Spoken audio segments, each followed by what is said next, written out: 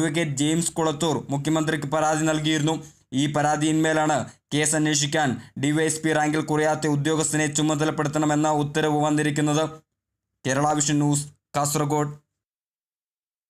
തൃശൂർ ഇരിങ്ങാലക്കുടയിൽ 11 വയസ്സുകാരിക്കെതിരെ ലൈംഗികാതിക്രമം നടത്തിയ കേസിലെ പ്രതിക്ക് 7 വർഷം കഠിന തടവും 60,000 രൂപ പിഴയും ശിക്ഷ വിധിച്ചു. ഇരിങ്ങാലക്കുട അതിവേഗ സ്പെഷ്യൽ കോടതിയാണ് ശിക്ഷ വിധിച്ചത്. 2020 ഡിസംബർ മാസത്തിൽ ബന്ധുവീട്ടിൽ TV കണ്ടുകൊണ്ടിരിക്കുകയായിരുന്ന അതിജീവിതയെ വീട്ടിലേക്ക് അതിക്രമിച്ചു കയറി ലൈംഗികാതിക്രമം നടത്തി പീഡിപ്പിച്ചുവെന്നതാണ് പരാതി. വിചാരണ മധ്യേ മറ്റൊരു പോക്സോ കേസിൽ ഇയാൾ പ്രതിയാവുകയും ചെയ്തിരുന്നു. തുടർന്ന് ഒളിവിൽ പോയ പ്രതിയെ അറസ്റ്റ് ചെയ്ത് കോടതിയിൽ ഹാജരാക്കി റിമാൻഡ് ചെയ്താണ് വിചാരണ പൂർത്തിയാക്കിയത്.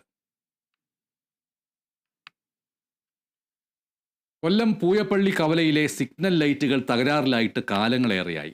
തിരക്കേറുന്ന കവലയിലെ സിഗ്നൽ ലൈറ്റുകൾ പ്രവർത്തനക്ഷമമാക്കണമെന്ന ആവശ്യം ശക്തമാവുകയാണ്.